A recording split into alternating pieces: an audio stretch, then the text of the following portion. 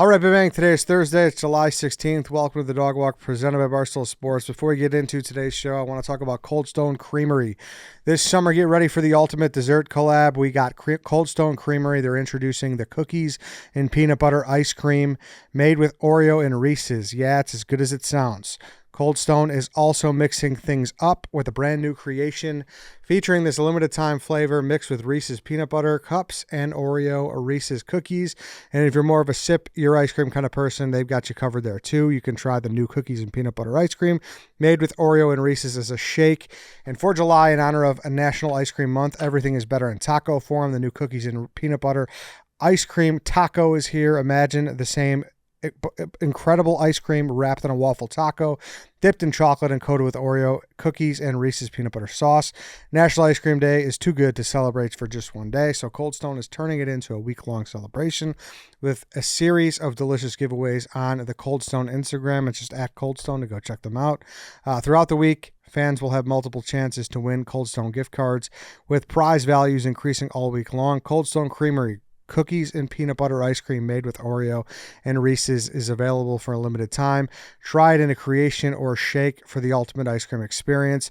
Order now for pickup or delivery from our app or online at coldstonecreamery.com.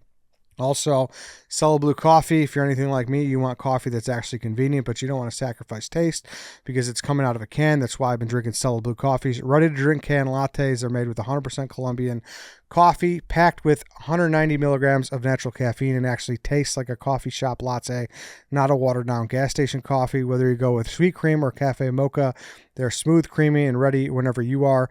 They're perfect for the commute, the office, the gym, road trips, or those mornings when you don't have 5 minutes to wait in line. Here's the best part. Every ready-to-drink can helps fund 1,000 pet adoptions through Stella Blue Coffee's We Brewed a Rescue campaign. So you're getting premium coffee while helping more rescue pets find forever homes. If you haven't tried Stella Blue Coffee's canned lattes yet, now's the time. Grab a 4-pack to see what everyone's talking about, or stock up with a 12-pack if you already know you're going to want more. Drink coffee, save pets. That's Stella Blue Coffee. All right, here we go. Movie podcast Q2 check-in. I got Feitelberg. I got Robbie Fox on Zoom. It's one of the most wonderful times of the quarter, fellas. It couldn't be better, right? Like, not only just for, first of all, I got to say this, the video while you're doing the ad read should just be Bob's face, because he just kept smiling every time he said something. He was just like, "Whoa, that one's good." Cold Stone Creamery fight. Cold Stone. God Yes. damn. Yeah, it's all right. It's all right. We blurted them out. Yeah, we're gonna bleep that. Yeah, we all did that. They do the tacos. They do it all. Yeah. But yes, it is the greatest time of year to be back here. It's also the greatest time of year to be a movie fan. And I would say it's the greatest time of year. It is also like the best it's been in like 15 years. It is awesome now. It fucking every movie bangs. It is, man. And honestly, like I don't know, like the way we're just doing this is quarterly, like we said, but like however you want to call it, because it feels very businessy when we fucking say it like that. Yeah. Listen, I like that. let me just tell you right now, April, May, and June were fucking outstanding, fellas. Outstanding. This is bad for the people say, "Oh, Bob Fox, he just likes everything. You can't take anything he says seriously. He likes everything." This is a bad day for me because that camp is right. I've seen 23 movies this year. I liked them all. I haven't seen a single movie this year that I didn't like. I liked some way more than others. But literally the worst movie on my list this year, I showed my list to Clemmer. I was like, "I like them all. Look." And he looked at the worst movie on my list. He's like, "Yeah, pretty good movie." Dude, Wait, sorry, I lost you a little bit. Who said that? Clemmer. He was even like, he looked at all the movies I've seen. He's like, "Yeah, those are 23 good movies." And Clemmer's a hater. Clemmer's a movie hater. Is. Big hater. yeah. No, he absolutely is. I'm like you, Bob. I like everything, but I only see things I know I'm gonna like. You know That's what I mean? a big factor too. Oh no, I spoke too soon. Robbie. Oh no. Oh no. We're losing him. And we're losing him. John, could you hear us? Movie in theater. Oh no. Oh no. Yeah, I gotta move. That's all right. We'll Oh no. This is, as you can see, this is my first time using my office. Turns out the internet doesn't work in here. It's a nice office. That's a problem if you got an office, John. It's like an All office right. set. Like it doesn't work, but it looks good as a set, Yeah. you know? Yeah. We'll just go right in the living room. Fuck. All right, perfect. Sorry, but you were saying, John? I was just saying that like I am very much like Bob, where big background change here. The where I basically love everything I see. But that's one, because I go into it wanting to enjoy it. But two, I only see things that I'm gonna like. I like Clemmer is doing, he's doing the thousand, everything's on 1,000 screens. You're gonna see a lot of dog shit that way. Most movies I go see, I'm positive I'm gonna enjoy it. That's why I'm going. Yeah, they're recommended by 10 people, and I go, okay, that must be a good movie. I should see that. That's the majority of the movies I watch. Or it's by a great director I like, or a bunch of Yeah. actors who I really like, or a story I'm gonna like. Like I go see things I like. That's the point of this. Yeah, no, it absolutely is. And with that said, how about this? Like, Robbie, you lead us off. Give me a movie that you've been dying to jump in here and talk about a little bit from the past 3 months.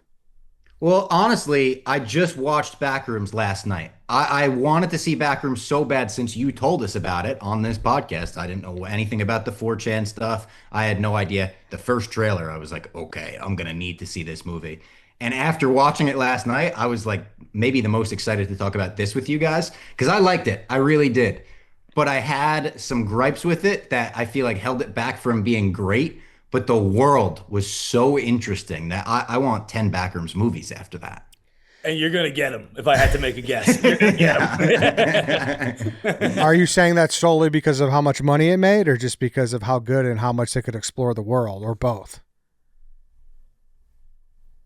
Feitelberg? Oh, me. Yeah. I'm sorry. I'm saying because of A, how much money it made, but B, like I think the vibe I get from just the whole, even the movie itself, is we're breaking this off into a bunch of different worlds. That's just the vibe. I don't know anything, obviously, but I would be very surprised if we're not getting a bunch of Backrooms. Yeah. Yeah, I think that's fair. What did you think of it, Eddie? Because I feel like you were looking forward to it the most. You like told us about it. Yeah, so we always ended off with our number one most anticipated, which we will do on this show as well, and that was my number one for the last 3 months that we saw. I enjoyed it clearly. I actually think it was beaten by 2 other horror movies from the last 3 months, but I did enjoy it. I understand the critiques about kind of the very I don't want to say it was a rushed ending, but it caught me off guard when it ended. Like I thought we were still just started. I thought it felt a little rushed. I think that's fair to say. Yeah, we still had flavor in the gum, you know? Yeah, oh yeah. There was Yeah, still a lot big of time. flavor in the gum. I wasn't ready to spit it out yet. And when it just ended, I was surprised. With that said, I could have just explored the back rooms forever. Yo. Yes, that was my big thing. My 2 takeaways, which I said this to Clemmer, and he's like, I think a lot of people are with you in this. I didn't love the ending. It did feel a little bit sudden, and I wanted a little bit more there. And I wanted a lot more of the Backrooms. It felt like we took like almost 20, 30 minutes to get in there after they opened the movie with that cool found footage sequence. And then when you get the found footage, the first like reel, we're going in with the camera crew. That was one of the best movie sequences of the year. That was incredible. And then the next time you see him, he's like, I don't think this is too big a spoiler. He's like, I mapped everything out over the last couple weeks. And I was like, but the last couple weeks, what happened to the last couple weeks? I want to see all that. That's a great point. I actually missed that line that it was over the last couple of weeks. That is a really good point. I would have liked to see a lot more of those because I saw it in theaters, like it felt like the movie was hovering around me. Whenever he was in the back rooms, like it felt like it was, when like your friends come up to you and be like, I'm not touching you. I'm not touching you. You're like, shut the fuck up. Like the whole movie felt like it was touching me, but not touching me. Like anytime he was back there, it had this weird, I know the liminal vibe to it that I felt or surrounded and immersed in it. Yeah. It did. It was so cool. And I was reading about it last night. Like the movie made me want to check out the web series that, is it Kane Parsons? That's his name, Kane right? Parsons, yeah. I wanted to check out his YouTube series. I wanted to read more about it. People said there's different levels in the lore and stuff, and they only explored one in this. So immediately my brain was like, oh, maybe you could do the other levels in the other movies. It doesn't even need to involve these characters, obviously. You could do a completely different Backrooms take and almost make it like an anthology series, and I think it would rock. Yeah. That like there's so much to explore because there's A, how it got there, B, who those scientists are. Like it kind of feels like they could go almost like Lost with it. We're like, what is this place? Who are these scientists who are in charge of it? I'm just guessing that's where they're going to go. It just seems to make the most sense. It seems like what they're setting it up for. Yeah, and it feels like it's a movie where if you really wanted to, you could sit there and start making a list of nitpicks. I just didn't really feel the urge to do that. Yeah. It was, no, for the most part, I really liked it.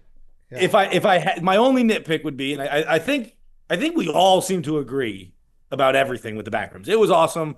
It was great. The ending wasn't, Eddie, I loved your line. The gum had a little more flavor in it, but like I liked it right up until Captain Clark showed up, and then I thought it kind of got a little bit silly. Like even in the basement with the freaks with their faces, I thought that was all great. When that big fucking Russian came in the Captain Clark costume, that's when I was like, I was like, wait, what's happening here? But even that, like, it didn't turn me off enough to dislike the movie, not at all. But that was a point where I was kind of like, I don't know if I love it. I'm with you. My fiance was like, oh, that's the big monster. It's been, Captain Clark. And I was like, no, I don't. I think he's in addition to and no. Did you spot, like, once he saw it on the wall, I was like, oh, that's Captain Clark. I thought it was an alien type thing when he like dragged the camera kid and shit. Yes. But when I saw the drawing on the wall, I was like, that's Captain Clark right there. Well, I didn't spot it even on the wall. When he dragged the camera kid, I think it was the rope that I was seeing, but I thought I was seeing like a tail. Yep, that's exactly what I thought as well. And maybe that was on purpose. Yeah. That's interesting because I'm under the impression that like Captain Clark still has backup. Like I think when we keep exploring, I think we're going to see more. Or you think that's just not going to happen? Oh. I kept thinking back to that thumbnail of the first Backrooms YouTube video. Yeah. It's that weird wiry like black thing. It almost looks like poles and wires. It's like a strange looking thing. The whole time I haven't watched the videos. I figured, oh, that's the big bad guy of the Backrooms. Like that's who we're running from the whole time. So I was kind of just thrown off by that, I think. But I also think the Backrooms are very personal. Yes. I like that take. I thought that was cool where it's like almost like a copy of a copy of a copy based on trauma. Like that was cool. Yes. Because the redhead, I took that to be his wife or his ex-wife. I know that's I know people, I think it's maybe people say it's absolutely not her. I think it's her. That to me. I didn't think it's the scalping thing, and then like when he puts it on her to have the conversation with her and stuff. At that point, I was like, okay, it must be. Yeah. When I first saw her, again, Lady Fox, she was right about everything. She's like, oh, that's got to be his wife, and I was like, no, definitely not. I was just denying her correct theories the whole movie. But then at the same time, like let's pretend it is definitively his wife. Sure.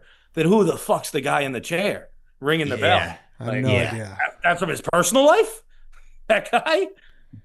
Like some people are made of like foam, but Captain Clark was not. Like that was interesting too, where I'm like, why was Captain Clark different? And I didn't really have an issue with it, but I was curious to know, like, there's got to be an answer. Kane Parsons must have that in his mind. Yeah. I would like to explore that a little more. And why doesn't Captain Clark eat them? Why does he have to eat human flesh? Humans can eat them, but why can't Clark needs blood?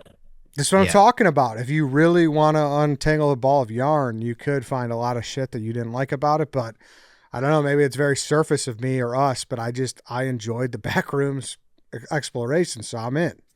I really, really, really did. If I could do a self-plug, by the way, great interview with Chiwetel Ejiofor. Yeah, it was a great interview. Steelers. He was in the Backrooms too. It's got in a the Backrooms. Yeah, I got to go to the Backrooms. They set up a place out in LA.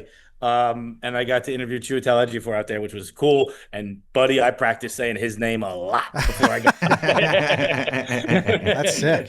That's awesome. Eddie, what were the 2 horror movies that you thought outdid it this quarter? Because I personally had 2 horror movies that I thought outdid it this quarter. So yes, I think I'll go next then. I thought obviously Obsession. I don't think that's a surprise that's above it. But what has bothered me the most that's happened within the last 3 months.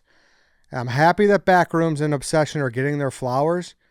There's this movie called Hokum. I don't know if you guys saw that. Yes. It was phenomenal. And it cannot get anywhere near the praise that those other 2 did. And I think like they're right there at the end of the race, like ready for the gold medal. Like I have an obsession over it right now.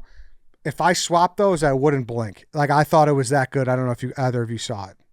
Hokum, Oh, yeah. my horror. I'm still dipping my toe into horror. It's not a genre that has been one of my favorites, traditionally speaking. But clearly we're in a horror moment, so it's kind of you got to get on board or get left behind. So I've seen all the horror stuff that like goes mainstream. Hokum didn't quite hit mainstream, but like everyone who knows horror has been telling me like that's the one. It's awesome. It's awesome. I just watched it this weekend. It's available to rent now, so you could get it digitally and stuff. I love Adam Scott just to begin with. Like, he's one of my favorite comedic actors. I think he crushes the drama as well. He is so good in this movie that like there were scenes where I just couldn't believe that there were stretches of the movie where there's no words said. It's him creeping around this hotel in Ireland, and it's real vibey and atmospheric in like a cool way, not like a pretentious way, but it's just it puts you in that weird like uneasy feeling. And I said to my fiance, I was like, "Do you think it's like embarrassing to film horror movies where you're like?" I'm acting spooked, and I hope this comes off scary, but like a lot of it's him looking around at the lantern, like, "Ooh." But it was so good, dude. Those were the two horror movies. I agree with you, Ed. Obsession is it's not my number one horror movie of the year, to be honest. I still have like the Bone Temple is still like my number two movie of the year. I thought that was awesome. We talked about it on the last episode we did. Same. I guess I just don't consider it horror as much, but it's like horror action. Yes. Like, yeah. Are we going to be counting? It seems like the Odyssey's horror. Huh. It does seem like a lot of reviews about the Odyssey are like, the big takeaway is we want Christopher Nolan to do a full-on horror because there's horror sequences in it.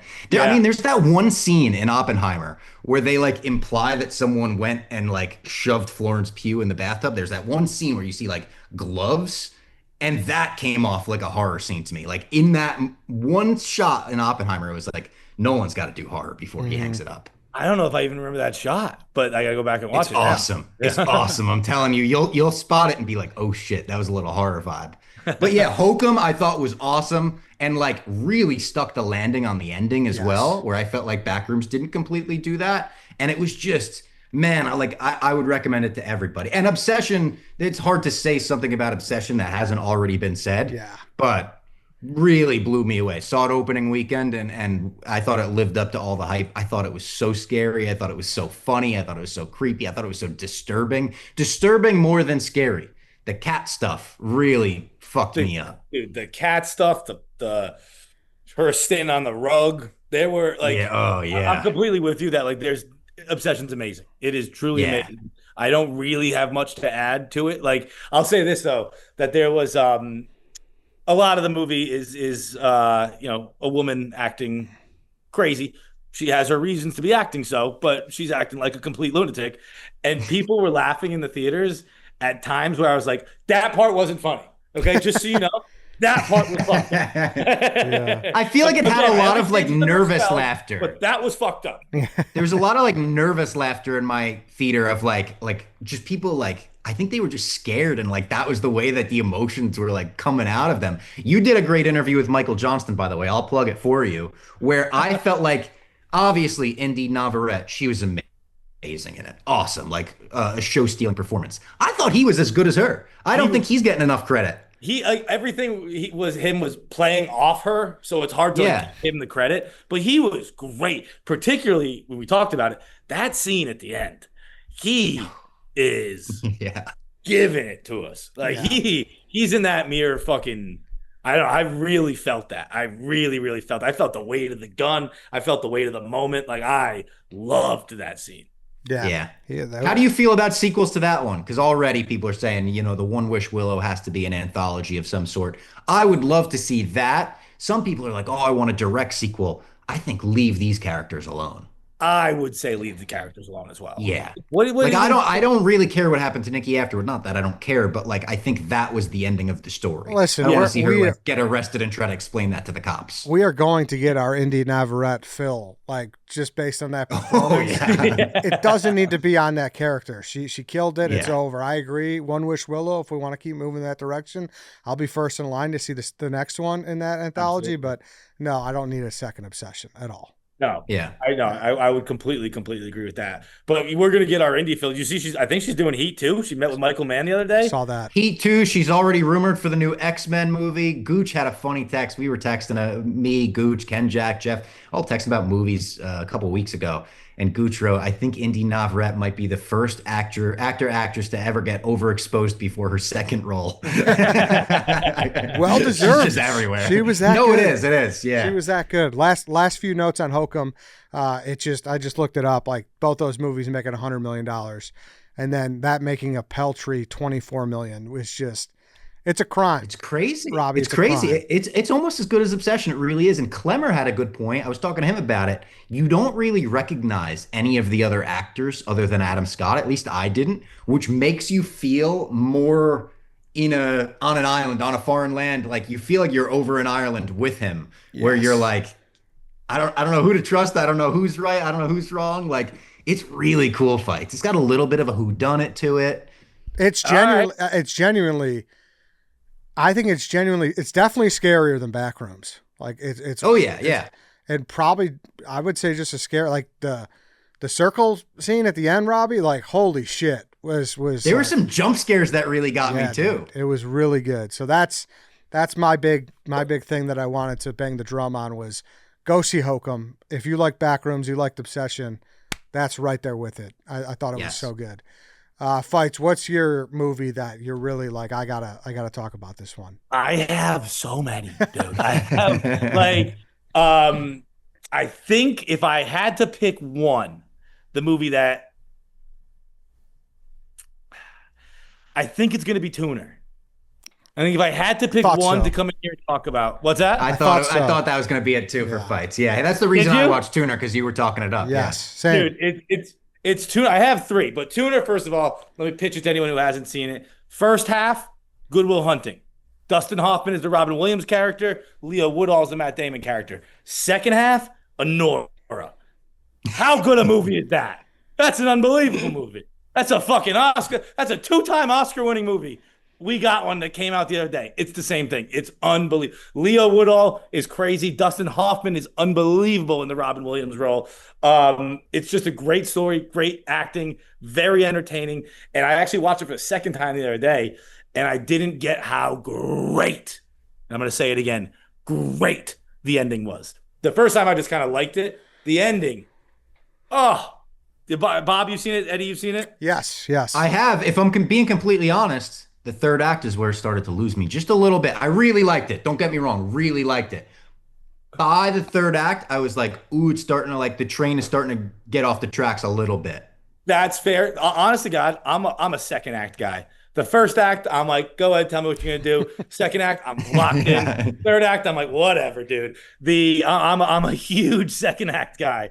But I might be a first act guy. I never thought about that till you said it. I might be a first act guy. Really? I'm kind of like zoned out for the first act. I'm like, yeah, I get it. He's this guy, he's that guy, whatever. That makes sense, Robbie. The innocence act is Robbie's. Everything's peachy right now. Yeah, I'm like, when shit go crazy, that's what I'm like. But the fuck was I saying? No. So I mean, like the very end, like the last. Okay, yeah. Minute, when that was good. It didn't really set into me, and if you haven't seen it, stop or skip ahead or whatever. But it hadn't really set in with me that when he lost his hearing, you thought he lost everything. You thought, right, like he doesn't have a job anymore. He lost his hearing, but by losing his hearing because of that torture, he can play again. Yeah. He's a virtuoso again. He's got his fucking life back. He's who he always wanted to be. Yeah. Because that was he good. sacrificed himself for her, and he's fucking playing the shit out of it. I was blown away when I finally got that the second time around. I thought that was fucking great. I really, really like Tuner. If I can say one more, Pressure. Oh, I wanted to see that and I didn't get around to it. But it was one of those things where you watch the trailer and you're like, that could be awesome or a complete piece of shit. Absolutely. I promise you it's the former. It is good. It's one of the best war movies I've seen in a while. I like Warfare. Last year was amazing. So I guess I'll say it's one of the best World War II war movies I've seen in a while. It's about the planning of D-Day. Andrew Scott plays the British meteorologist. Brendan Fraser plays Eisenhower. Chris Messina plays the American meteorologist. And the Allied forces are working to figure out if they can pull off D-Day. I actually didn't know this because I'm stupid. that D-Day was delayed because of weather, and they're just trying to figure out when they can attack and when they can make this happen. And the Americans are like, we have to go. And the British are like, we can't go. And they're like, look, we're going to lose the war. So what I'm saying is I watched this movie about D-Day the whole time with the tension of like, oh boy, I hope D-Day works. Like, you know what I mean? Like, it's very impressive that they held like the tension that we all know D-Day worked. You know? Like, it went off and it worked. But watching it, I really didn't know what was going to happen. It's a really, really well done World War II movie. That not Carrie Condon. Yeah, Carrie Condon from Banshees of Inisherin, F1. She's great in it. She plays one of the secretaries. It's like an hour and a half. It's not a long war movie. It's not a war epic. Really, really well done. It's got some old World War II footage in it, colorized. That was wow. Cool. There's no bad. It's largely this movie. There's a war movie that takes place like in the war rooms. You know, it's not really on the battlefield, but they do show the battlefield enough that like you do get to scratch that itch too. It was great. Oh my God, I forgot who's the best in it. Damian Lewis. Damian Lewis was unreal, dude. He's a smaller role. He's a British, I don't know, some kind of British fucking soldier of sorts. Definitely a high up commander. Unbelievable. Like I think he should get a best supporting actor knob. He was great. I don't think he will because I don't think enough people have watched this movie, but this movie was great. And everyone was amazing, but Damian Lewis in particular. Huh. Okay. I'm really intrigued by that. And it's also the way you described like hoping D-Day would happen is for a lot of it was how I felt like during Oppenheimer. I was like, is he going to figure out how to make this bomb? I was like, well, yeah, I think he is actually. But like in the movie, you're like, I don't know if he's going to figure this thing out. It was really, really, really strong. And then if I could one more quick one. Yeah, of course. Caroline. Oh, I just watched it. Yeah. Yes. Really good. Like not like I described it to someone, I think to Gooch in the office the other day. I said, it's not something that you've never seen before. It's not the most original concept in the world. It's Bonnie and Clyde done really well. It's like that kind of vibe. But Samara Weaving, she seemingly just doesn't miss. Another person you had a great interview with. Samara Weaving? Yeah. Yeah, dude, her and Kyle Gelland, who's the co-star, who did Strange Darling 2 years ago. One of my favorite movies 2 years ago. Really great movie. The two of them have chemistry that jumps off the screen. It is. Yeah. It's a movie that'll make you horny because it's two hot people being sexy, and like scamming people in cool ways. Where like the first time you see a scam happen, you're like, wait, what the fuck just happened? That I thought no, and then like they explain it, and you're like, oh, I might be able to pull that off. Oh, really? Guess what, Bob? I still don't understand the scam. Really? It is like, and it opens with a scam where it's like a bit of a mind fuck. You're like, what the hell's going on? But they even do almost like a Strange Darling type thing where they're going in and out of time. You see like a flash forward to start, and then they go back and show you. It was a cool movie. To be clear to people who haven't seen it, I do not think the scam is very confusing. I think most people understand it. It involves like $15, but it was throwing me for a loop. But you're getting $5 that shouldn't be yours. Yeah. No, that was really, really good. Well, there was something I was going to say about that I forget, but it exactly like you said, where like it's not. Oh, it's perfectly. All three movies I recommended. Like all 90 minutes. None of them are crazy long. They're all right in that 90 to probably 105-minute window. Easy to watch. Just so much fun. All of them. All right. I gotta write those both down. I missed both of those. And I would real quick about Tuner as well. I thought Dustin Hoffman was fucking unbelievable. Like I thought like underrated is playing like an out of it old guy. I was unfamiliar with the lead. Did you guys know him? So was anything? Eddie. I had no idea. And my takeaway was like, that guy should be in way more shit. He's good. And every time I looked at him, I saw 5 different people. I don't know if you feel this way. This is like a weird comment. Max's brother from Stranger Things. Did you see him at all? Billy? No. Yeah, I was getting Billy a little bit with the eyelashes. I saw Zach Bryan. I saw Tucker Max. I saw there was a moment he was Sean Astin. There was a moment he was Ryan Phillippe. And then at the end, he was Bryce Harper. It was wild. I'm sorry. I love that you wrote down he's the many-faced king. Yeah. Because I knew we were going to talk about it, but I was like, dude, I can't get over how every scene this guy looks like someone new. But you know, it's so funny. I was talking about the movie this weekend, and my aunt was like, doesn't he look exactly like your brother? And he does. He kind of looks like my brother too. He just kind of does look like your brother. A lot of people. He might just be that guy. Yeah. And I also like, not going to spoil it, but you know, the maestro, I don't know, however you say it. Maestro, that the meeting scene was one of the like best movie theater experience I've had this year. Yeah. When with the watch. Oh, yes. Yeah. Holy shit. That was incredible. Really, really good. Incredible. And they're looking out and he's there and the girlfriend's just like, let me go talk to him. Really good. Really good. If you didn't know who he was, I also had no idea who he was. He's got another movie this year that's even better than this one, and he's even better in it. Really? It's Tony. We're gonna have to talk about what I can say and what I can't. Bourdain. We lose him? Did we lose him again? No, I'm good. I'm trying to get this Wi-Fi thing. What'd you say, Bob? It's the Bourdain movie you're talking about, right? It's the Bourdain movie. It is. So I've seen it. My embargo lifted today, I believe. So I don't want to say too much though. Yeah. All I'm going to say is I will be shocked if I like a movie more than that this year. Wow. I will be shocked. Whoa. Shocked. It's Matt Johnson, the director. He directed Blackberry. He directed Nirvana, the band, the show, the movie. He's great. Dominic Sess is unbelievable. And I don't know what I can say. Yeah. What is the embargo stuff? I think if your embargo is up, you can say your general reaction, but you can't reference things in the movie. Okay. Like you can't say there's a scene where blah blah blah. My general reaction is I will be shocked if I like a movie more than Tony. And Leo Woodall absolutely deserves a nomination. He was unbelievable. And I really, really like this movie. I think it'll like the Odyssey is they're fucking two different things between Odyssey and Tony. I will be shocked if there's something better than Tony this year. Wow. That's high praise. I'm praise. standing behind it. Chest out. High praise. All right. Holy shit. Robbie, anything you want to talk about from the last 3 months before we move on to the upcoming? I had a couple. The Sheep Detectives. Yeah, this came out of nowhere. I mean, no, not on this show. For it. Not for John Feitelberg. No, not on this show. But I mean, I didn't know this movie was in the stratosphere till talking about it and then seeing the trailer before Project Hail Mary. I was like, all right, Lord and Miller, the exec producers, they usually don't put their names on garbage. Usually what they put out, even if they're just exec producers, are great.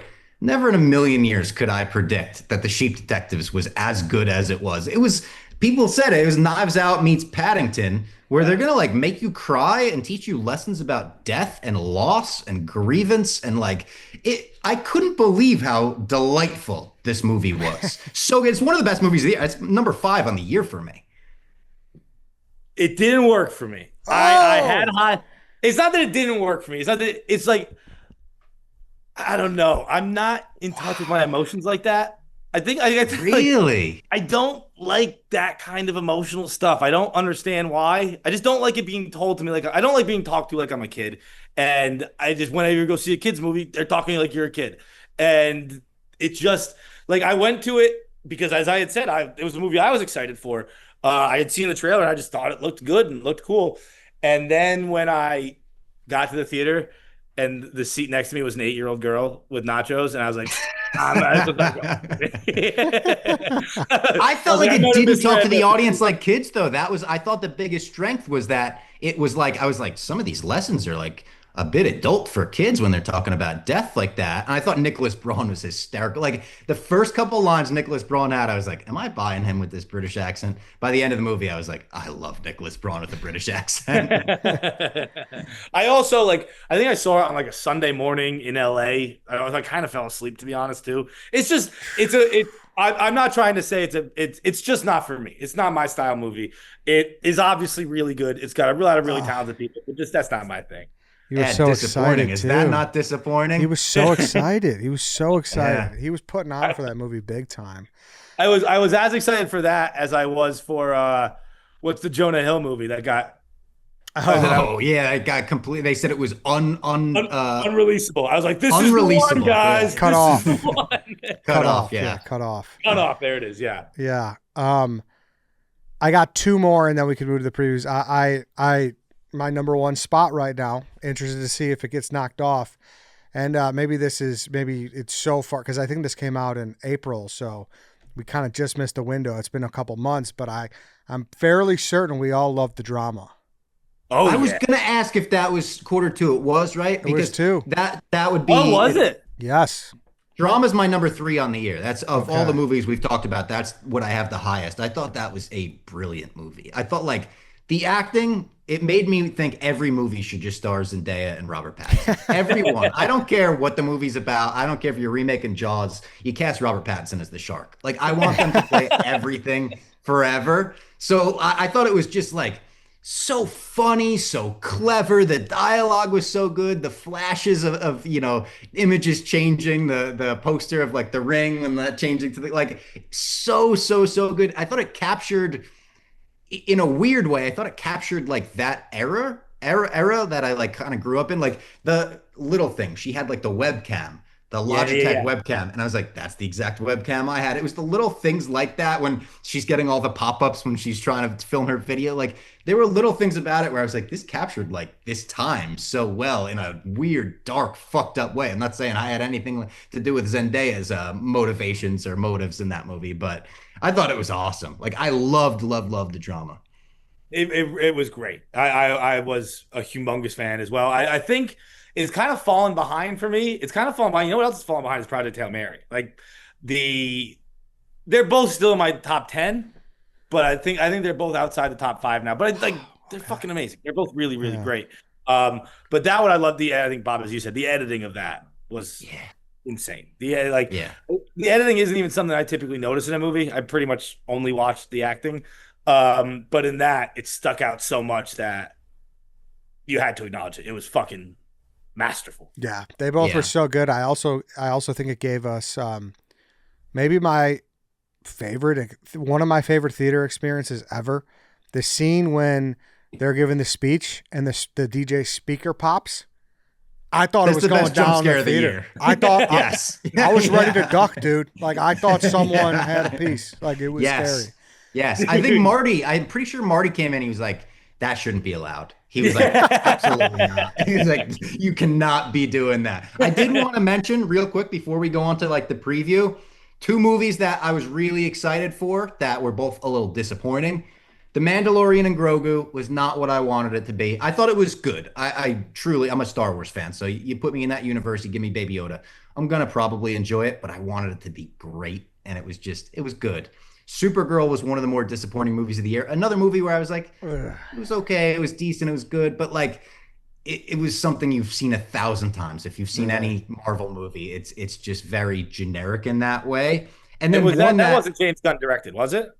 No, but you wouldn't be able to tell by watching it that it was Craig Gillespie. It was like it felt like a carbon copy of like a Guardians of the Galaxy movie in a not great way. And there's some CGI was bad. There were some bad needle drops in it. They were trying to rip off scenes from Mad Max in it with like wives and stuff. Jason Momoa was horrible in it. He was like the dream casting, right? For 10 years he's wanted to play this role, and I've been like, you gotta cast him as Lobo. He doesn't even act. He's just every scene he's like, yeah, booyah, sugar tits, and you're like, all right, Jason Momoa, fucking get off screen. So there's some not great child acting in it, which I try not to be too harsh on, but Millie Alcock, really good. Like she carries the movie, and every scene that she's in is better because she's in it. And I'm excited for her to be Supergirl in this universe. I'm excited to see more from her, but it just didn't hit the mark. My worst ranked movie of the year, which I said still pretty good, is Ready or Not 2, which I thought was like fine, but like, didn't blow me away. One that I didn't expect to like as much as I did, Power Ballad. Have either of you seen Power Ballad? No, but I've heard this. Man, it's really good. It's Nick Jonas and Paul Rudd. Simple concept. It's, they had a songwriting session. There was a song that Paul Rudd was working on that Nick Jonas goes and kind of takes his own way. And Paul Rudd's like, pretty sure that was my song, dude. Like, what the hell? Nick Jonas's girlfriend in the movie is played by the girlfriend from Tuner. So I watched these movies back to back and I was like, where do I know her from? My fiance was like, the last movie we watched 40 minutes ago. It's like, right. But that's like pretty high on my list. That's really high. And then I wanted to mention this because I haven't showed this on any other podcast. Disclosure Day. Yeah, here it is. I wanted to talk about that because I feel like we need to talk about the Spielberg film before we move on. Like it needs to be discussed. We got to talk about it, and I also feel like it's the most polarizing movie of the year. Agreed. Maybe. Like, agreed. There are people that friggin' hated this. Like Stephen Che said it was the worst movie he's seen in 10 years, and I saw that from multiple people. Worst movie I've seen in a decade. I honestly really liked it. Yeah, like I saw it twice in theaters. I really liked it. It has flaws for sure. It doesn't reach Spielberg heights or anything. But Eddie, I made it. I'm in a goddamn Spielberg movie. And am I in it for 2 seconds in a blurry security cam footage in the corner of the frame? Yes. But I have it here. I am pushing a shopping cart behind Josh O'Connor in a brown jacket. You see me on screen right here. Yeah. That's me for 2 seconds. You see me pushing that shopping cart, given the performance of a lifetime as concerned shopper number 9, right? And it comes out. Is that what you are? Number 9? I just gave myself number 9. That sounded funny. But I was like, when this comes out, I'll slow it down. I'll put out the HQ footage. I'm hoping that there's some kind of deleted scene because I was on set for 15 hours, 2 days in a row. And we filmed a lot. And I got 2 seconds in blurry footage, but they were definitely like every scene that I was in got cut. There were like big scenes where I could tell in the movie where they were supposed to take place. But honestly, I thought it was a really fun movie. It has like the pacing and adventure of, I think fights you and me were talking about like almost Indiana Jones in certain very aspects. Indiana Jonesy. It has very Spielberg-y scenes. The scene where, she's holding the thing and making the house disappear felt so unbelievably Spielberg to me. The train sequence, which we saw in a lot of the trailers, was so good and felt so Spielberg to me. And I love the final act. I know a lot of people had issues with the ending. I think they were selling a different movie than the movie that they were putting out. I think a lot of people thought this is how the world would react to Disclosure Day. And the movie was getting to Disclosure Day. I would like almost to the point where like I would welcome a sequel to this one. I don't think they would ever do it. I don't even think it made a lot of money. But I'm still curious about what that reaction would be like, but it just wasn't the movie that they were putting out. Did you like it, Ed? Sorry, John, you could go. I was just going to say it's such a tough thing, the marketing of a movie. Because if everyone's going in with one set of expectations, you give them something else, they're not going to like it. I agree that I did not love the marketing of it, where it was like a biblical alien exposition, and people were saying like, what was it? There was a rumor that he might have actual alien footage in it and shit like that. Like it was just a good movie. It was just a good adventure movie. That's what it was. Yeah. It was an adventure movie that was very fun. I really liked it. I heard all the criticisms, and I agreed with them. They just worked for me. People were saying that it was, it felt like a blockbuster from 20 years ago. Completely agree. My biggest comp was I was calling it Da Vinci Code mixed with Indiana Jones. I loved the Da Vinci Code. It does feel like a blockbuster from 20 years ago. It feels like Da Vinci Code. I just liked it. It worked for me. Yeah, no, I get that. I think I was very middle on it. Middle to good, not middle to bad. So trending up a little bit, I guess. All the reasons you said, you're right. Like I also thought Emily Blunt was outstanding. She was very good. Awesome. But I hated her. I hated fucking what's his dick. Wyatt Russell. I generally love him. I don't really like him in this movie. I don't like his character. I don't feel like the character was necessary at all. I don't mean it personally to Wyatt. I know he's listening, but I was like that character I did not care for at all. I hated their it was almost like she was arguing with her son all the time. It was like, what is it that you guys talk to each other? This is a weird Yeah, what's going on? I Yeah. thought Colin Firth, I thought was really good in it too. Like, and I know people were like, he was a little over the top, chewing scenery, but like, I don't know, maybe it was Blockbuster 20 years ago type thing. All of his scenes, I was like, I'm buying this guy's villain. I like Coleman Domingo a lot as well. And I saw him leaving the premiere. And I said, Coleman, turned around. I said, you were incredible in that movie. He said, oh, thanks, man. And then I saw Simon Pegg, and I was like, hey, Simon, I liked Paul better, his Alien movie. He was like, yeah, thanks, we did it first. You say both those things? Yeah. That's awesome. And Simon Pegg got a real kick out of that, which I was like, I love Simon Pegg. Like, if you're a nerd, he's like one of the king nerds out there. So I was like, all right, I made Simon Pegg chuckle. I saw Paul Dano at the premiere. We saw Bob Odenkirk at the premiere. Wow. Dude, I had a thing with Odenkirk where it was like, after you, no, after you, after you, no, after you. Really? Both of us were like in a doorway, and I was like, this is crazy. I'm doing it after you. You see Kevin Costner was there with a cowboy hat on. Yeah. They were the Joe stars. List was there. There was random people there too. Dude, I had what we were so a quick story, so a couple of us went to the premiere, and we walked into like the red carpet room, and me and my girlfriend get on the red carpet, and immediately zero photographers looking up. So I was like obviously mortified. I was like, let's get out of here, let's get out of here, let's get out of here. And we just like rushed down the red carpet. Bob and Tommy smokes. Tommy's going, hey, camera's up. Camera's up. Take a picture. He's yelling at the photographers. And they were yelling back, "You're in the way. You get out of the shot, man." And Tommy gets off the red carpet. No self-awareness. He goes, "You think we could go again?" And I was like, "Again? What are you talking about? Go again?" He's like, "I'd like to like do a video while I'm on the red carpet." I was like, "No, we're not going again, man. Like absolutely not." And then Tommy, he just kept drinking. He made me get up. Spielberg did a little intro. He said, if you were involved in the production of this movie, please stand up so everyone could see you. Tommy's like, stand the fuck up, stand the fuck up. So I gave the little, hello, yep. Gave a little wave. And we were in like the third row.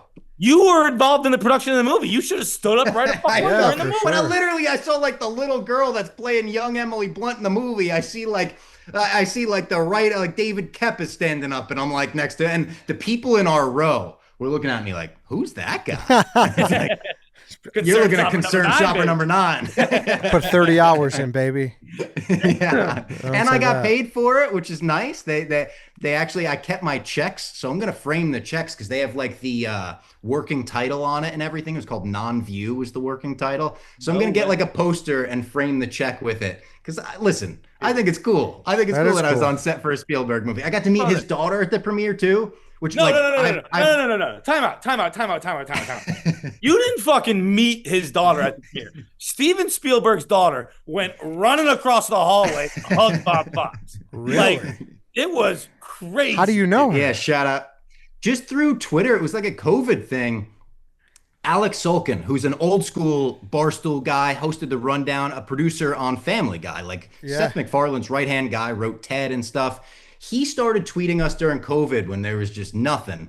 And he would tweet me, Ken, Jack, Jeff, hey, top 5 fictional presidents, top 5 movie locations. And we would all just start a discussion on Twitter. And eventually Sasha Spielberg was like, who I guess knew Alex Sulkin, was like, oh, you better start tagging me. I want in on these discussions. And she would make me feel like a piece of shit because I would name like 5 blockbusters and she would name like 5 of the greatest movies I've never heard of. Cuts, but we started talking about that. She's a musician too. So we started talking about music. She also paints. So she painted, do I have it in here? I don't think I have it in here. She painted a picture of my dog, which is so sweet. And it's like such a cool painting. So like we've talked on Twitter before, but I had no idea if she would like recognize me in person. But she did, and we talked for a little bit. She's like, "Oh, you're gonna love the movie. Can't wait. See you at the after party." And we were like, "Oh, we're not invited to the after party, actually." That's awesome. All right, but it was such a cool experience. The whole like premiere was very cool. That's awesome. I won't say what I disliked about it then. I will refrain from that. Would you like? What would you dislike? Let's say it. You could say it. I don't know. Like, mind you, Wyatt and Sarah Spielberg are listening. Was it Sarah? Yeah. I thought the score didn't really work. I thought there were parts where it felt a little cheesy. Like there was especially that was interesting. Yeah, it worked for me, but it's like the most subtle John Williams score I've ever heard. Yeah, like there was one scene where they like got out of the cars and it was almost cartoonish. Like when they started playing the score. I don't know. It was weird. And then I also listen. Whatever. This is a choice, and this is maybe they do react like this. I just don't think that the news anchor would react like that if we found this.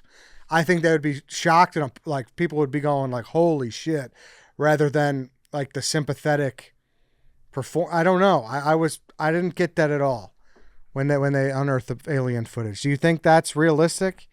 Where people would be? Yeah, it worked for me. I'm trying to remember Really? how I would think it was realistic. I'm sorry. It works for me, but I'm going at it from the perspective of like the aliens needed it to come from Emily Blunt first. There was something to that connection where I felt like getting Emily Blunt on the news, like if you just showed that footage and she wasn't involved, and maybe this is my own headcanon, like explaining away things, but I took it as like she always had to be the person to get this across the finish line so people could feel that sympathy and empathy. No. I guess yes. My like the anchor that they cut to is who I'm speaking about specifically. Yeah. That's where I was just like, really? I was okay with that. I thought that was cool. People loved it. That part. Yeah. I didn't give it a second thought. It didn't jump out to me as bad, but I didn't. If I was that news anchor, I wouldn't have quit and got a fucking. I wouldn't have been like, this is my new career. I thought she was good. She was fine. Yeah. It's just like I wasn't like, holy shit, blown away by that part.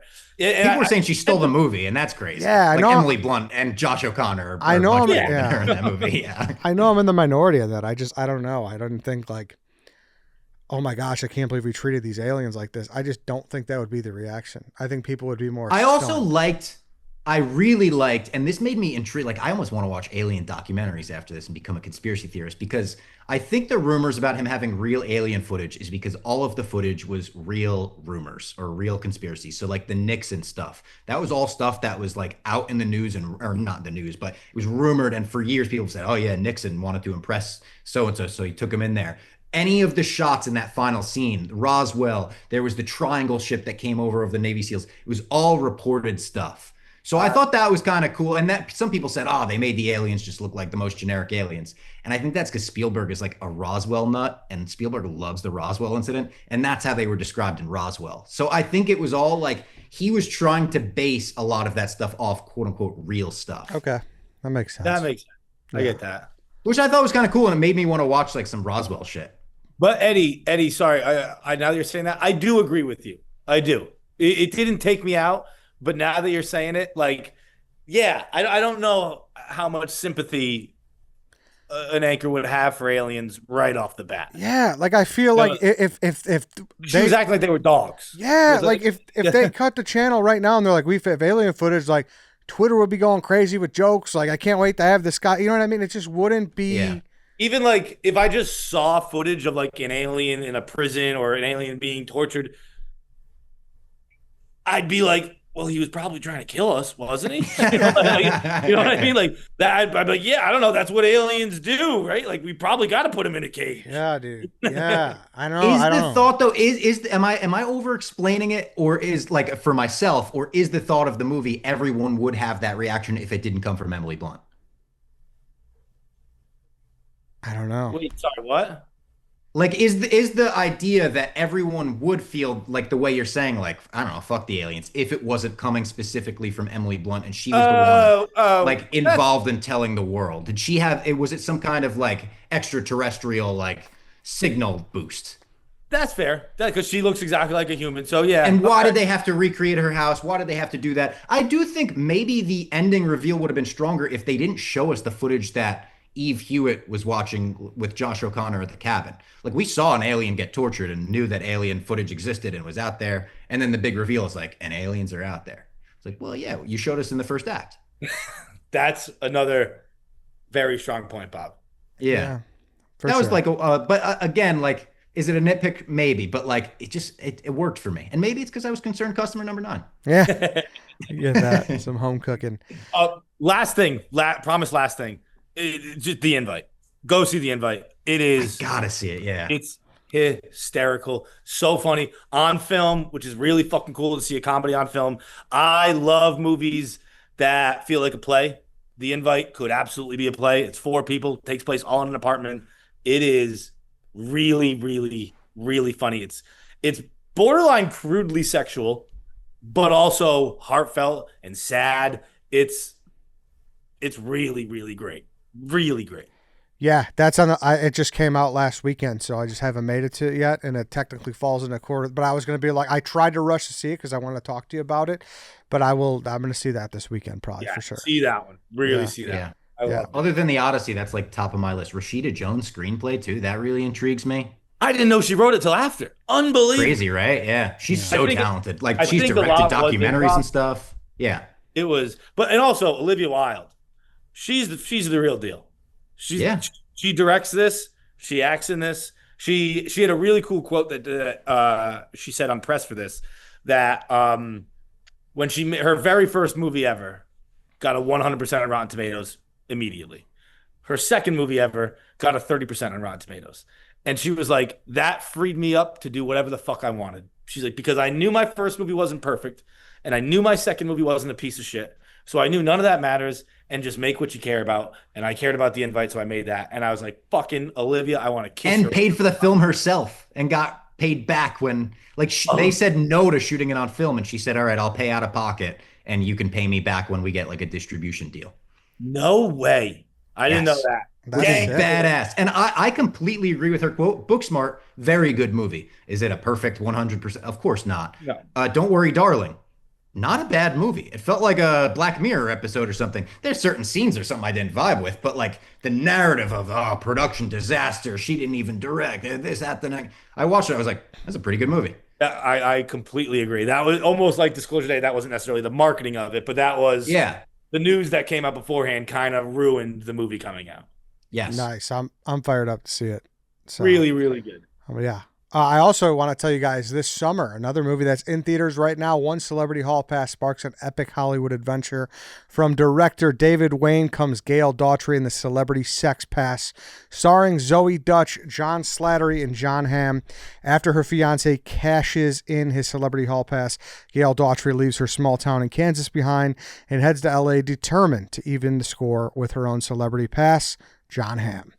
What starts as a simple mission quickly spirals into total chaos.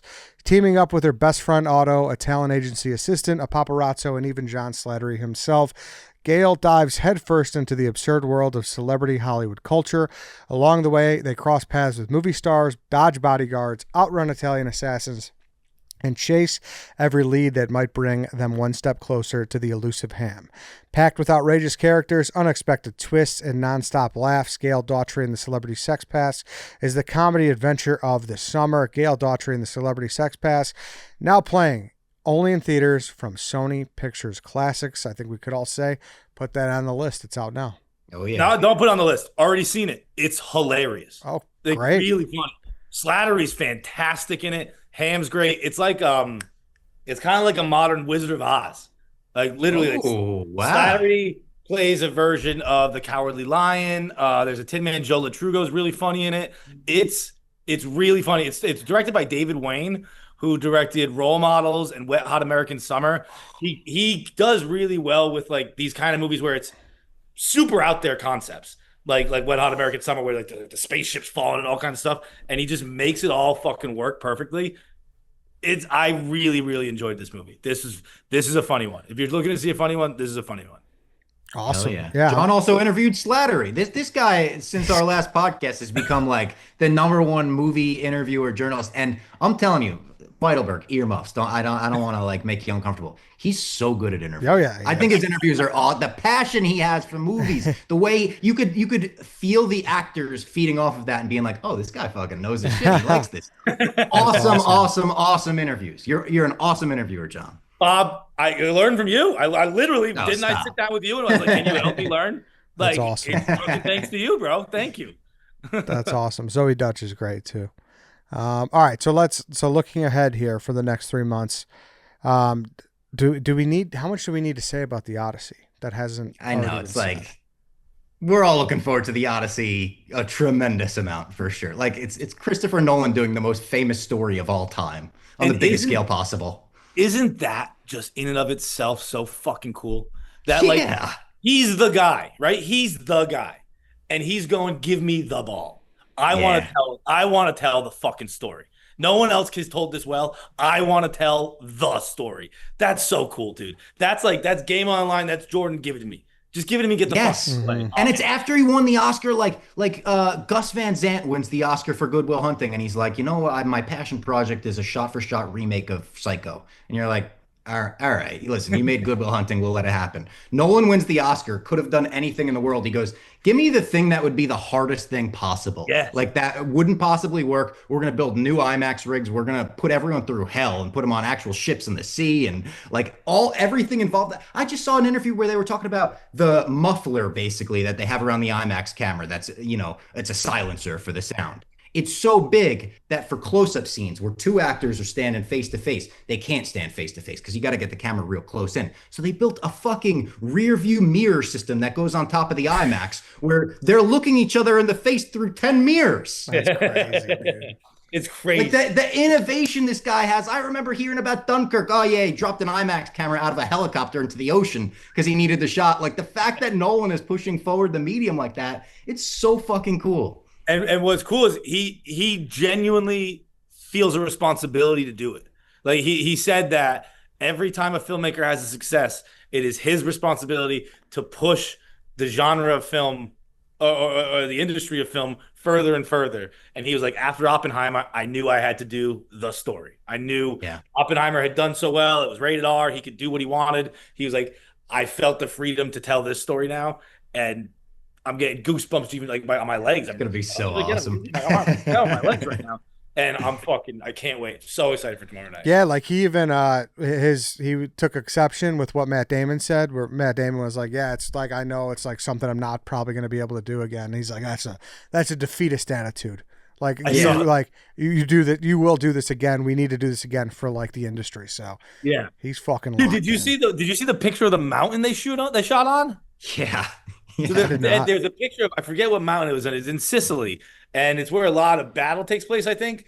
But it was such a fucking treacherous, I guess, mountain that they couldn't get any of the equipment up, and they couldn't have trailers up there. So every morning, the actors would get dressed, and they'd hike a mountain up to the top while helicopters were fucking bringing the equipment up. The helicopters would fly down and get the equipment. Well, like Matt Damon would just get dressed and then hike a mountain as Odysseus. That's crazy. Yeah. And I'm so excited. Every set he did would be I believe the quote was, every set on this movie would be the hardest set Matt Damon's ever done in his life. Wow. Yeah. I'm so excited to see Tom Holland get a role like this too, because I think he's fucking awesome in the Spider-Man movies. Obviously, I think a lot of people do, but his output other than Spider-Man hasn't been the greatest. I think it's his agent's fault for putting him in a bunch of pieces of shit, but he's usually good in them. Like he's good in that movie The Devil All the Time with Pattinson. And like there's a few random sleepers where even if the movie's bad, I truly think Tom Holland's doing a good job. So pairing him with Nolan, who's also been hilarious with him on the press tour, he's like, you wait till you see the work Matt Damon puts in. It's an absolute like prestige of the time. Like this is going to be the most legendary thing. And Tom was good too. And he keeps like making, hey, listen, if you see one Tom Holland movie this summer, don't see Spider-Man. Like he keeps just messing with him like he's a little brother. But like, I'm very excited for that. Have you heard that this is his movie? Yeah. I've heard that he destroys, that he's and I hear Himesh Patel is like borderline like number 3 in the movie. They're like, it's like Matt Damon, Tom Holland, and then Himesh Patel is like one of the main guys. And I've thought he was great since Yesterday, the Beatles movie, which is another movie where it doesn't have some issues. Sure, it doesn't really know what to do with the ending, but he's so likable and so good in that movie. He sells every performance. He was really great in that. Yeah. All right, you guys got me fired up because I'll be honest, like I was excited just because it's Nolan and I know how big of a deal it is, and like I'm gonna stand in line and buy my ticket, but like I don't know, it's just like not my typical cup of tea. But you guys got me really fired up. So it's gonna be awesome. It's gonna be 98% Rotten Tomatoes initial scores. The Ed. Yeah. It's looking like a banger. It's looking like it's gonna make $200 million opening weekend. That's worldwide. It's gonna be 90 to 100 United States, but it's gonna be Nolan's biggest non-Batman. I heard everyone's boycotting it due to the casting, though. I read a Jerry Thornton blog that said so. Unreal. Well, then let's do this then, Fights. Outside of the Odyssey, and I guess outside of Tony, give me one movie the next 3 months that you're excited to see, that you're most excited to see, I guess. I wrote it down. Sorry, 1 second. I love that. No problem. Did you? I feel like maybe this has been. No, Q1 is always like the worst. This is like Q4 is bangers as well, but not a ton of weight Bangers. I can't believe how many bangers are still like coming up. coming. Yeah, buddy. Mm-hmm. It's and this is in the next fucking 3 months. Yeah. I guess so. I don't watch trailers if people don't remember that from last time. I don't believe this trailer was received very well. Digger. I can't. I'm very, very excited for Digger. Tom Cruise, as I've heard the character described, is very similar to his Tropic Thunder character. It's Tom Cruise in an Alejandro Inarritu fucking movie that's a comedy.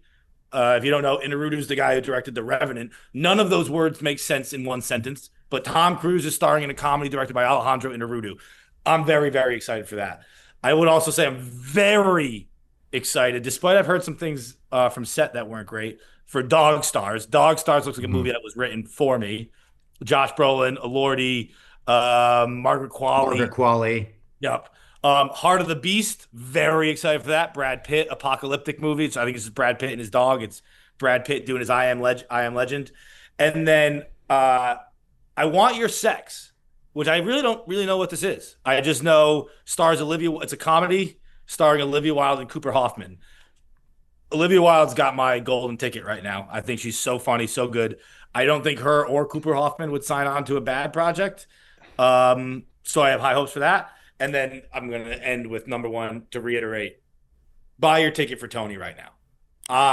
There are some caveats, like it's set in Massachusetts, it's set in 1975, and it feels like a 1975 movie, but it's a John Feitelberg fastball. It's so funny. Yeah, it's set in Cape Cod, I believe. I just read in the I just read that in the Wikipedia, and I'm like, well, okay, I've been on Cape Cod with fights, so like this makes sense why he likes it so much. I saw it with Pavs and James. They both like it as much as I do, so it's not just a Massachusetts thing, but surely that played a part, but it really is. I'll be shocked if people don't love this movie. This is why I love doing the show, because I just wrote down 3 of those movies that I didn't have down. So this is, you get alerted to stuff coming up. So good stuff. Robbie? For me, it's so easy, and it's the chalk pick. Everyone will know it's coming for me. It's Spider-Man Brand New Day at the end of July. But I really think this is going to be like, I'm not saying it's going to be the best Spider-Man movie ever. I think it's going to be a special movie. Marvel was doing test screenings, and it apparently went way beyond what they thought it would do in terms of like what audiences thought of it. People are raving about Destin Daniel Cretton, the new director. We had John Watts do the 3 Tom Holland movies, and he did a great job. I like all 3 of those movies. This guy did Shang-Chi, and he did some of the Wonder Man show, which just came out. Ben Kingsley and Yaha Abdul Mateen, is that his name? Is that how you say it? Really, really good show that I would recommend to people that maybe don't even like Marvel. It's more about like a love of movies than it is superheroes. But I think this is going to be friggin' awesome. We don't really know much about like who the villain is even. They're recreating comic panels from the past where like you could tell it's a director taking over and being like, I'm not just making a system movie, I'm doing something stylized that looks different, that feels different. So I'm really excited for that. Dog Stars was up there on my list. And then I got to throw out Zach Cregger's Resident Evil in September. Like, I'm just so all in on Zach Cregger right now. I can't claim to be the biggest Resident Evil guy. I like the video games. Now, of course, never like the movies. The movies are all pieces of shit. But Zach Cregger gets involved. I didn't realize Cregger was doing it. That's awesome. That's my And Austin Abrams, the guy from Weapons, the like junkie that's running away from Alvin Ehrenreich. He's the star, and he's running the whole movie. Really? Zach Cregger makes this guy run. Yeah, Cregger loves that dude. Like that. What's that, Ed? Yeah, Cregger loves that guy. Like he did an interview where he's like, "Hey, anything I do, like you're the fucking guy." So you took mine, Robbie. I'm a Cregger head. Like he's 2 for 2. I've never played Resident Evil. I don't really care about the IP of Resident Evil, but just what I'm reading and what I'm seeing and how he's like, yeah, listen, and some people are mad at him because he doesn't take the exact source material, I believe. He's like, no, guys, I'm just making a movie in the world of Resident Evil, which is great for people like me. So I love it even more that the game doesn't mean as much to me. So I'll be able to look at it from a set of eyes that is not so like torn if it doesn't meet the game standards. So I'm fired up. And there's like 10 movies where they've had a shot at doing the game and they're all absolutely horrendous. So like, how about we get a different take on it this time? Yeah, exactly. And the end of Oak Street, like Oh, that one's up there for me too. Yeah. seeing some You know what's dinosaurs? weird? I'm very excited for it, but isn't it peculiar that we just haven't done a good dinosaur movie outside of Jurassic Park? It is. It's weird. It's Dude, like that they 65 really- movie with Adam Driver looked like it was going to be awesome. It was horrendous. It was bad, like, and that was. I think I never realized that there isn't another good just dinosaur movie until I was reading an article about that for promoting it to come out. They're like, "This is the next. Finally, we made another good dinosaur movie," and I was like, "No, you didn't. How the fuck did they make dinosaurs?" Yeah. Like even Yeah. I mean, Jurassic Park, Jurassic Park, yeah, they struggle. they miss half the time, more than half. There's kind of like the first is obviously one of the greatest movies ever made, and then like I like Jurassic World, the first one with Chris Pratt. Outside of that, like I like that I'm too. not the biggest fan of like the rest of the series. yeah, I mean, which is great. Like, I guess there's something really hard about doing dinosaurs. I don't, Yeah. which is why I wouldn't say I'm super high on that movie. I'm going to see it and I really hope it's good. Some people think it's connected to Cloverfield, which I don't know if it is. I don't know if it isn't. They're using the same font as 10 Cloverfield Lane in a lot of the stuff. So there's like It little. would make sense, wouldn't it? I think it'd be cool. I was a huge Cloverfield guy, so I would really like that. yeah. No, I think it's one of those things when once you bring up that fact where it's like, Jurassic Park does not own the IP to all dinosaurs, and you're like, oh, you're right. Why haven't we had any other thing? It's kind of mystifying of why there hasn't been a good dinosaur movie. And a lot of people say, well, it's kind of hard to do without that. But hey, like maybe this will be the movie that does it. So that's on the list. The Broken Lizard guys are coming in tomorrow, so I'm excited for Super Troopers 3. Hell yeah. Cool. Yeah, but yeah, nothing I guess really pressing.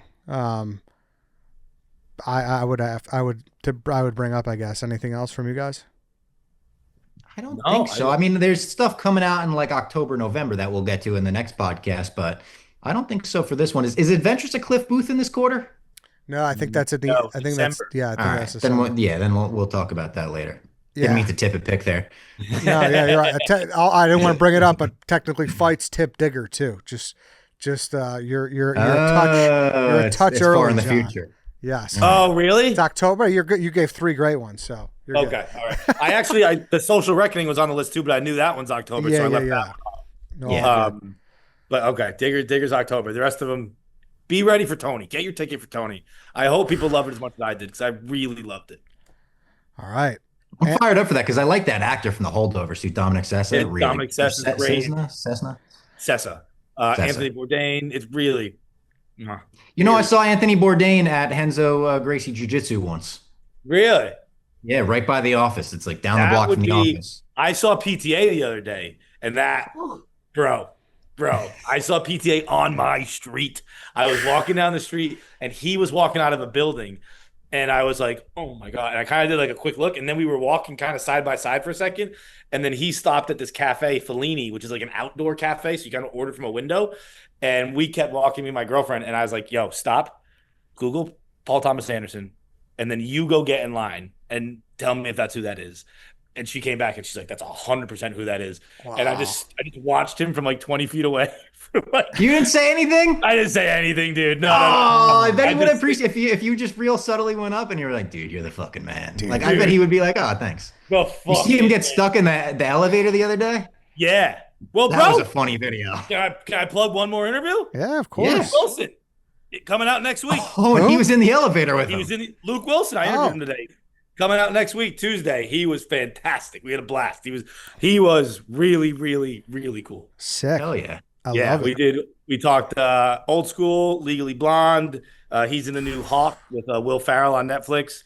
We talked Bottle Rocket, Royal Tenenbaums. Talked a lot of West stuff. I actually didn't bring up the elevator situation because I'm sure 1,000 other people already Yeah. had. But it was great. Luke Wilson will be out on Tuesday. Really cool. Love it. That's going to be awesome. And then one last one. Ice Cream Man. I don't know if you guys saw the trailers to this. I don't think I did. But you Ice definitely Cream. won't see it. It's a horror movie. It's Eli Roth, and he did a good job on that goofy Thanksgiving movie. So I didn't see that, but I'm interested in that. Yeah, and I have hope that this could be like it'll be entertaining at the very least. There's also Snoop Dogg's in it. What the hell? Yeah, I don't know, just like a weird movie. The Ice Cream Man with Clint Howard. When I was a kid, like that was a movie that it was just a bad movie that I watched over and over again. So I don't know. It's The Ice Cream Man. I want to watch more horror. Eddie, text me some horror to watch. The other thing that's hard is my girlfriend also dislikes it. So I got to find my own time to watch horrors, and that's hard to do. Yeah. But I gotta. It really is a situation where like there's so much horror being happening that you got to get on it, or you're gonna miss great movies. You're right. Start with Hokum. Hokum, top of the list. Start with top Hokum. of the list. Okay. Yes. Okay. Mm-hmm. All right then, boys. Anything else? I don't think so. So much fun. I can't wait till next quarter. This is the best. I love doing the Movie Boy podcast. It's awesome. So we got what? We got Scene Stealers coming up with Luke Wilson. Scene Stealer Luke Wilson coming out Tuesday. Yes, sir. Perfect. Robbie, My Mom's Basement. Hopefully, Yeah, I'll and then hopefully we're gonna get you guys on to talk Odyssey. Mm-hmm. Yep. I will be there. Perfect. Hell yeah. And then Super Critics too, right? Yeah, we do a comic book movie a week. So we're going through every comic book movie ever released in theaters in order. So we started in 66. We're currently in 95. The episode coming out tomorrow or today, maybe as this comes out, is Sylvester Stallone's Judge Dredd from 95. Oh, fuck yeah. Not a good movie. My God. Rob Schneider's in it. Diane Lane. Poor Diane Lane is in it. It was fun to talk about, but not a good movie. We got some bad ones coming up too. The end of the 90s was bad for comic book movies. Oh man, sounds like it. All right, you guys are the best. Thank you guys. Appreciate you as always. Yeah, that's it everyone. Enjoy the Odyssey, enjoy the movies, and we'll see you guys in a couple months.